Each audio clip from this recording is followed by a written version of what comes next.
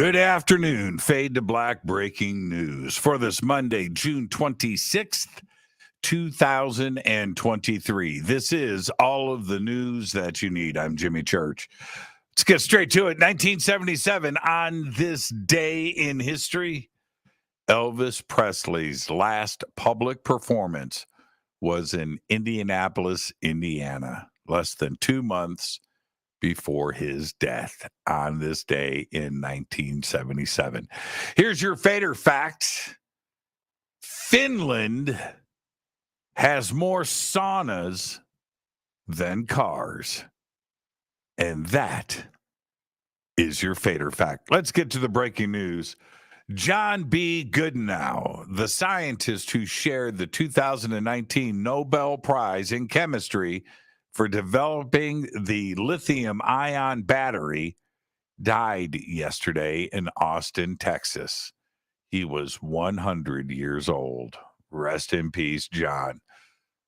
He's the reason why we have electric cars and cell phones. Think about that. Well, over the weekend, Yevgeny Prigozhin and his Wagner group of mercenaries started a coup in Russia. That's right.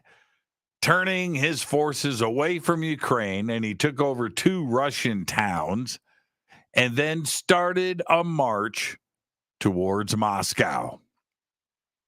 Then he stopped. It was crazy headlines.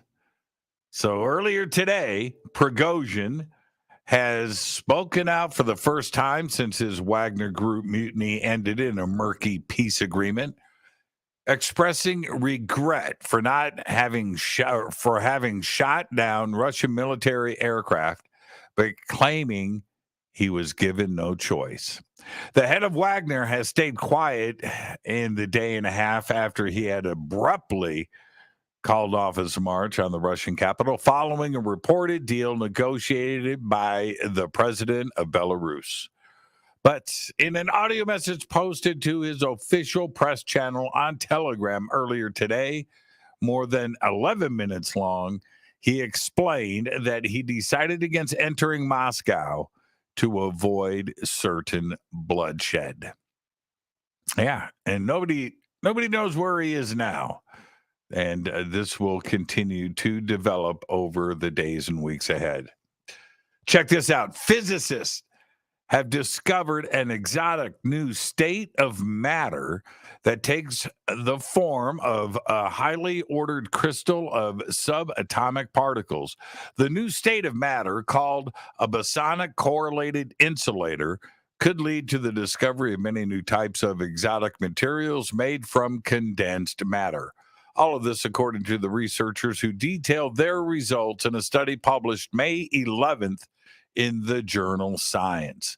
Subatomic particles can be separated into 2 categories, fermions and bosons. The primary differences between the two are how they spin and how they interact with each other. Fermions, such as electrons and protons, are often thought of as the building blocks of matter because they make up atoms and are characterized by their half-integer spin. 2 identical fermions cannot occupy the same space at the same time. Bosons, on the other hand, carry force, such as photons or packets of light, and are thought to be the glue of the universe, tying together the fundamental forces of nature. These particles have whole integer spins, and multiple bosons can be in the same place at the same time. This is crazy. Wind and solar power has generated more electricity than coal for the first time ever in the United States, according to new federal data. Wind and solar sources produced a combined 352 terawatt hours in the first 5 months of 2023, compared with coal's output of 249 terawatt hours, according to data from the U.S. Energy Information Administration. This marks the very first time that renewable energy has outperformed coal without including hydroelectric power in the count. And that is extraordinary news. After years of development, Virgin Galactic is finally ready to take on paying customers. The company has confirmed that its first commercial space flight, Galactic 01, will launch this June 29th. 3 days. This inaugural mission will carry 3 people from Italy's Air Force and National Research Council as they conduct microgravity research. Virgin has anticipated a late June start, but hadn't committed to the window until now. The company already has follow-up flights scheduled. Galactic 02 is expected to launch in early August and will carry a private crew. Virgin will fly on a monthly basis afterward, although details of future missions are not available. At least the first 2 flights will live stream through the company's website.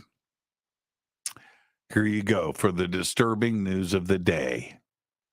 Last Wednesday, the USDA gave Upside Foods and Good Meat the green light to start producing and selling their lab-grown or cultivated chicken products in the United States, approving their applications for a grant of inspection. That's what you want, that USDA stamp on your lab-grown meat products. Is it vegetarian? No. Unlike plant-based meats, like the products made by Impossible Foods and Beyond Meat, cultivated meat uses animal cells. It's made and mixed up in big vats, so it's not considered vegetarian. There you go. Archaeologists in the Netherlands have unearthed a 4,500-year-old sanctuary whose earthen mounds align with the sun on solstices and equinoxes. And just like Stonehenge, the sanctuary was also used for burials and rituals. People were buried at the sanctuary over a period of 800 years, according to the statement from the municipality of TL, where the remnants of mounds, ditches, a flat burial field, and a farm were discovered. The largest of the 3 mounds holds the remains of men, women, and many children who died between 2500 BC and 1200 BC. And finally, I'll leave you with this. A janitor working in a laboratory who was annoyed by an incessant beep and just reportedly just flipped a switch that killed the noise, but also shut off a storage freezer, destroying decades of scientific work. All of this according to Rensselaer Polytechnic Institute lab in Troy. The cleaner's alleged carelessness cost the lab at least $1 million in damages, according to a lawsuit the university filed against the third-party cleaning service, Daigle Cleaning Services. The super cold freezer the custodial worker allegedly shut down held cell cultures, samples, and other elements stored at minus 112 degrees Fahrenheit. A sign on the lab freezer door explains the source of the alarm and also had instructions on how to silence it. And this is what the sign said: no cleaning required in this area. You can press the alarm test mute button for 5 to 10 seconds if you would like to mute the sound. And that's all I got, except for oops. There you go. There's all the Fade to Black breaking news that you need for this Monday, June 26, 2023. Fade to Black breaking news is produced by Renee Newman. I'm Jimmy Church. Go Backley Tappy.